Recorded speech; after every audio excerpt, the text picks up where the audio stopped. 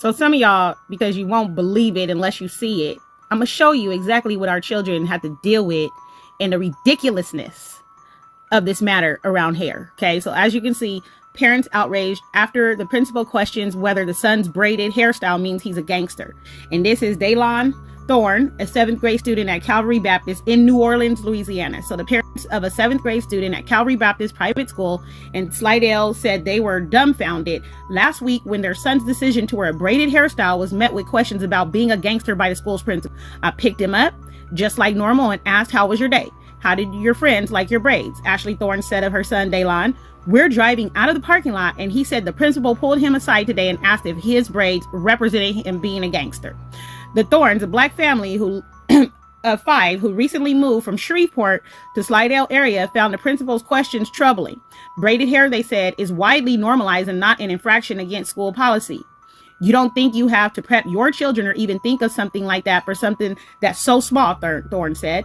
The Thornes said they called Principal Angeline Messman that afternoon and left a message with her staff, which went unreturned. The next morning, the parents met with Messman in her office.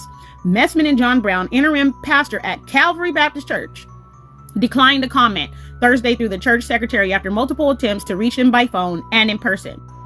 In an audio recording of the meeting taken by the Thornes, Messman said she pulled Daylon aside to avoid embarrassing him and said she wanted to know what his braids represent.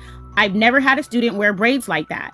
I've had teachers personally come to me and ask about his hair and what I thought about it," Messman said on the recording. She continued, "I have seen children grow up in this school and I haven't seen them change. So I was just checking to see where we are. I just wanted to see his heart. Our culture is changing. Little boys used to have regular little haircuts." Throughout the 16-minute discussion, Messman repeatedly referenced a changing youth culture she feared Daylon could fall susceptible to. "I'm seeing a lot of young people listening to a lot of rappers, pushing for drugs and doing things opposite of Christ." Still, the Thornes said they struggled to understand why their son's hairstyle prompted him being pulled away during school time and questioned about his intents. Hairstyles commonly worn in the Black community have long been a source of contention in school and workplace settings. Last August, the Louisiana legislature unanimously passed the Crown Act, which makes it illegal for employers to discriminate against someone based on how they wear their hair.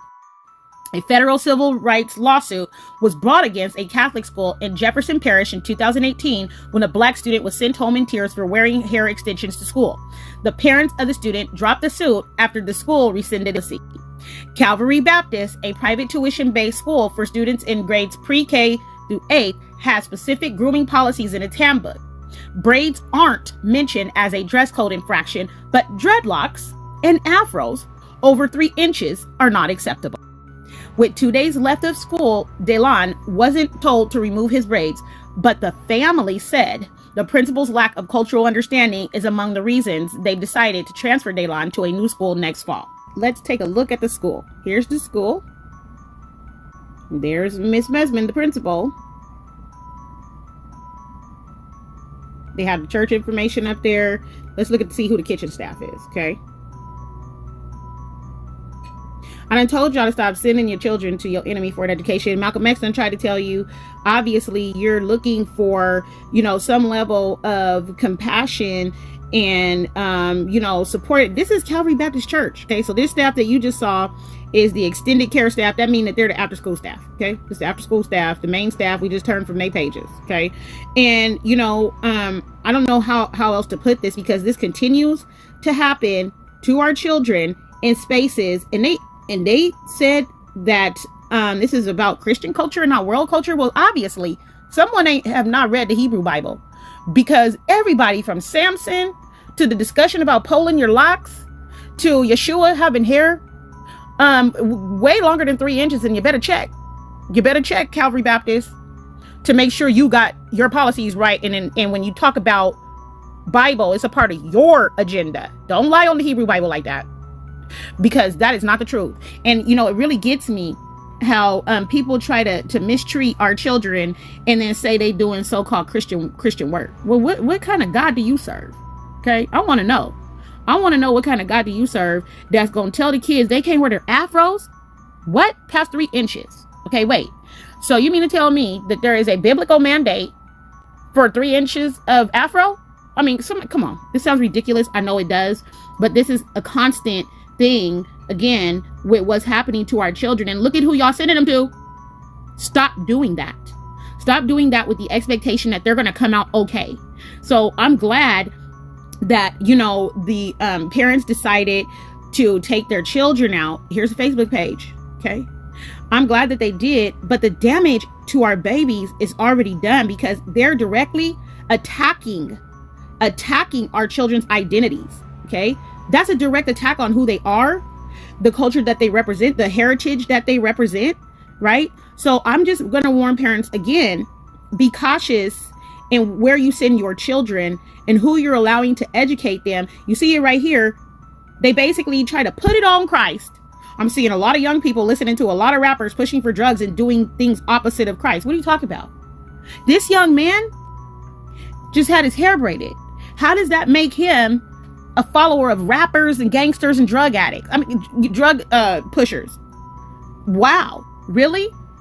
So, you know, again, y'all stop sending our babies into these wicked folks. They're wicked. And they want to hide behind their false Christian humility and their fraudulent Baptist churches and all of these entities that do nothing but perpetuate harm and wickedness, trying to program our children against who they are, their very DNA. What grows out of your body comes from your DNA.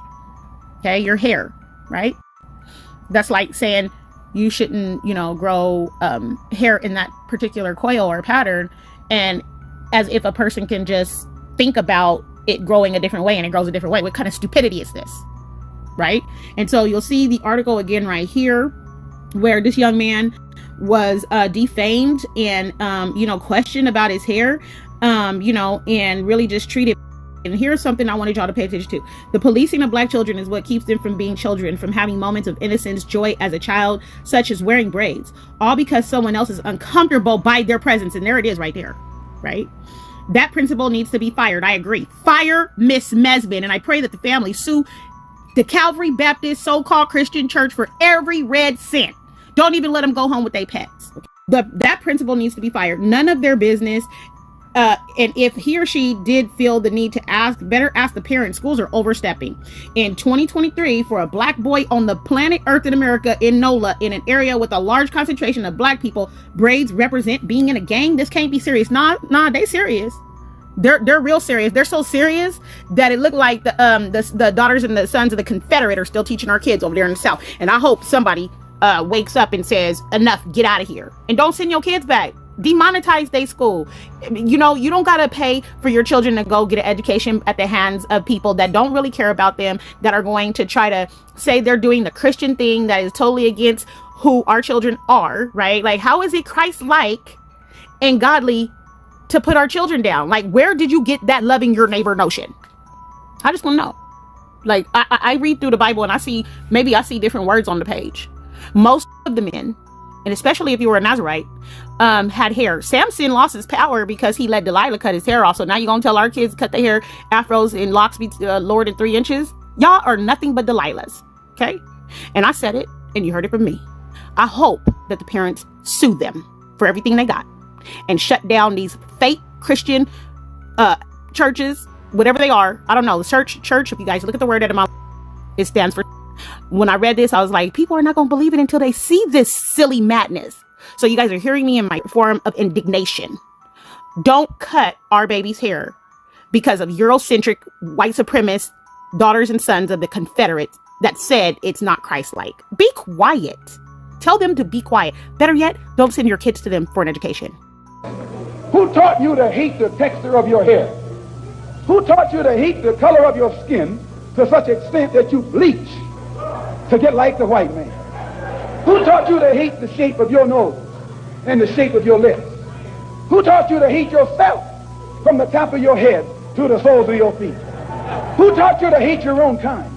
Who taught you to hate the race that you belong to? So much so that you don't want to be around each other. You should ask yourself who taught you to hate being what God gave you.